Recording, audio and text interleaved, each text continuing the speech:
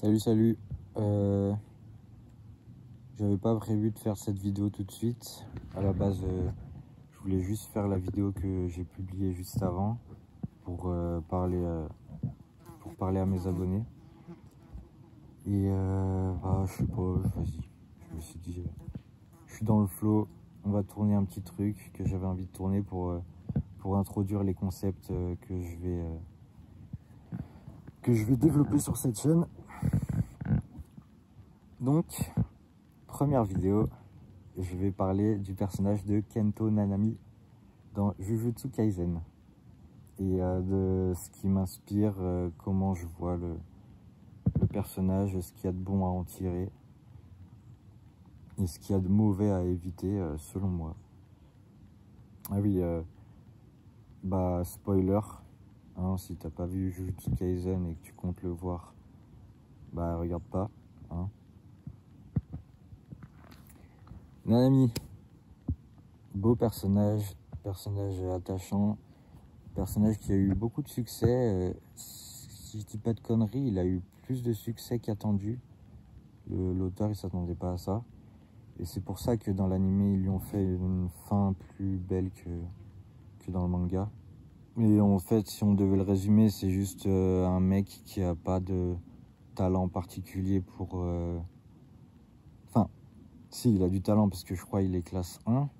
Classe 1, c'est juste en dessous de classe S, c'est pas non plus de la merde, quoi. Mais c'est juste que dans Jujutsu Kaisen, on nous présente que les fous furieux, tu vois. Les classes B et C, on les voit pas, quoi. Donc c'est un classe 1, il va pas exceller dans le milieu, quoi, mais il est quand même très chaud. Et ses motivations, en fait, c'est ça qui va être le plus important, le plus intéressant dans le personnage, selon moi. On le voit un petit peu quand il était plus jeune et plein d'espoir, plein d'avenir. Il était content d'être exorciste, il faisait ses petites missions avec son pote, la belle vie, quoi. Et en fait, il y a le drame où il y a son pote qui se fait tuer parce qu'il n'était pas au niveau. Et là, il se prend un peu la dure réalité de la vie, quoi, la dure réalité de la mort, même. Donc, il voit son ami mourir, il est traumatisé, il a plus envie de gagner sa vie en tant qu'exorciste parce que, oui, en fait, il gagnait sa vie en faisant quelque chose dans lequel il était bon. Et ça allait bien comme ça, mais après, il y a la mort qui est venue pointer le bout de son nez et ça lui a fait peur, donc il est parti. Il s'est dit, moi, en fait, j'ai juste envie de faire de l'argent et j'ai juste envie de faire de l'argent, quoi. C'était ça, son truc. Il voulait faire de l'argent et puis ensuite se barrer aux Bahamas ou je sais plus où. D'ailleurs, sur le lieu de la scène où il s'imagine, là, la plage, ils ont fait un monument à son effigie, c'est stylé.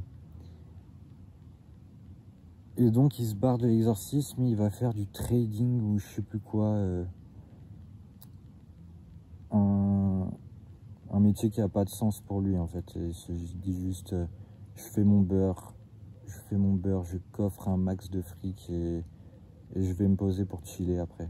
Sauf que la vie, ça marche pas comme ça. Si tu veux être heureux dans la vie, ça marche pas comme ça. Tu peux pas... Ouais, non, moi je pense que c'est de la merde de tanker une vie que t'as pas envie pour ensuite être bien après. C'est pas comme ça que ça doit marcher, je pense.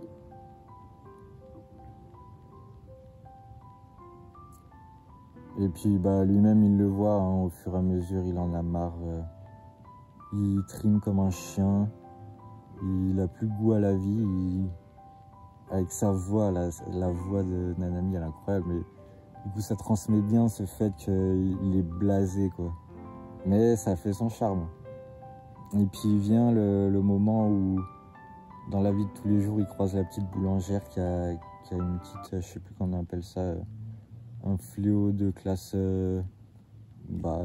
nul, tiers, qui est sur son épaule et qui lui fait la petite démangeaison, là. Et puis finalement, le naturel revient au galop, c'est-à-dire qu'il utilise son don pour aider une personne, gratuitement. Et cette personne est heureuse et le remercie chaudement. Et c'est cet enchaînement de faire une action désintéressée, suivi de la boulangère qui est contente et qui le remercie chaudement, qui rallume cette petite étincelle en lui. Et je pense que c'est comme ça qu'il reprend un petit peu goût à la vie. Et puis tout de suite après, il l'appelle Gojo Sensei pour revenir dans l'exorcisme. Donc je pense que c'est le tournant le plus important de son histoire, c'est ce moment-là. Ensuite, il revient dans l'exorcisme pour faire ce qu'il fait le mieux et gagner de l'argent grâce à ça. Jusqu'à la fin de sa vie, où il se fait exploser comme une grosse saucisse par... comment il s'appelle déjà? Par Mahito. Ouais, peut-être que j'aurais dû relire et revoir l'œuvre avant d'en parler, mais... J'ai déjà vu 2 fois. J'ai pas envie de... J'ai peur de me lasser en le revoyant encore une 3e fois maintenant, c'est un peu tôt je trouve. Mais du coup il se fait exploser. Mais c'est toute la scène finale qui est magnifique je trouve, surtout dans l'animé. Je me rappelle la première fois que j'ai vu la scène. En fait j'avais envie que l'épisode s'arrête. Parce que en fait la scène de sa mort elle dure la moitié de l'épisode. Après Yuji il se bat contre Mahito. Mais en fait j'avais envie que l'épisode s'arrête là, c'était tellement beau, tellement pur, c'était magnifique et on aurait dû en rester là. Après ça se tape dessus pendant tout le reste de l'épisode et je sais pas, moi j'ai pas trop aimé du coup, bref. Mais du coup c'est magnifique la sérénité qu'il a dans sa mort. En fait le mec est mort alors que le but de sa vie c'était d'aller se poser dans les îles là et puis lire des bouquins et de chiller. C'est pas du tout ce qui s'est passé, mais il se rend compte qu'au final c'est... Bah il est serein quoi, il part sereinement. Dans l'amour même, j'ai envie de dire. Parce qu'il se retourne avec un petit sourire devant son protégé. Et il lui passe le flambeau. C'est peut-être dans cette ultime scène qu'il a compris un peu l'essence de la vie quoi, que le but c'était de profiter de maintenant et pas de remettre le maintenant à plus tard pour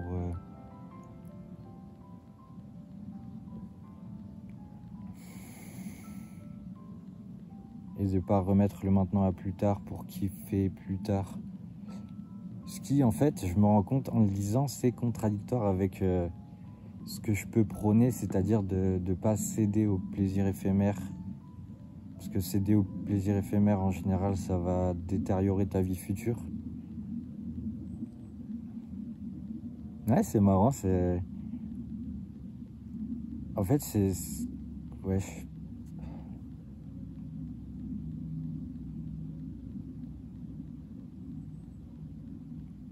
Ouais c'est marrant, c'est giga contradictoire en fait. Parce que moi j'aurais plus tendance à dire il faut éviter de fumer des joints, de jeux vidéo, de te branler les couilles maintenant. Parce que plus tard tu vas le regretter parce que tu n'auras pas fait les actions que tu devais faire. Et lui, bah en fait c'était... Je me casse le cul. Bah, en fait lui c'est peut-être l'extrême opposé quoi. Il se cassait trop le cul quitte à laisser de côté son épanouissement. Pour ensuite être bien. Mais... Putain, en faisant la vidéo, je comprends un peu plus le sujet en profondeur. Ouais, c'est sympa. Je pense que du coup, tu vois ce que je veux dire. Il y a un extrême où tu fais des... Tu laisses complètement de côté ton toi du futur et tu penses que à maintenant et tu fais des trucs dont tu seras pas fier plus tard. Il y a l'autre extrême, c'est penser vraiment que à plus tard et mettre de côté le maintenant et faire ça que pour les mauvaises raisons quoi. Et donc l'équilibre, ce serait de faire maintenant des trucs qui te plaisent un minimum, mais tu vas forcément devoir te botter le cul un petit peu pour les faire et plus tard tu seras content de les avoir faites. Et plus tard aussi tu te rendras compte que sur le moment tu te plaisais bien dans ce que tu faisais maintenant. Voilà, la petite vidéo sur Kento Nanami. C'est un peu brouillon. C'est la première fois que je fais ça et en plus, visiblement, j'avais pas assez potassé le sujet parce que en plein pendant la vidéo, je me rends compte des trucs. Donc à l'avenir, j'essaierai de faire ça un petit peu plus au propre. Donc voilà, nouveau petit concept que j'ai trouvé sympa et que je vais exploiter. Je vais faire aussi des petites vidéos où je raconte ma vie de temps en temps. S'il y en a qui ont trouvé ça intéressant et qui veulent creuser un petit peu en commentaire, je suis chaud. Parce que visiblement, il y a peut-être encore matière à creuser. Sur ce, timidement et en plein malaise, je vous dis au revoir et à la prochaine.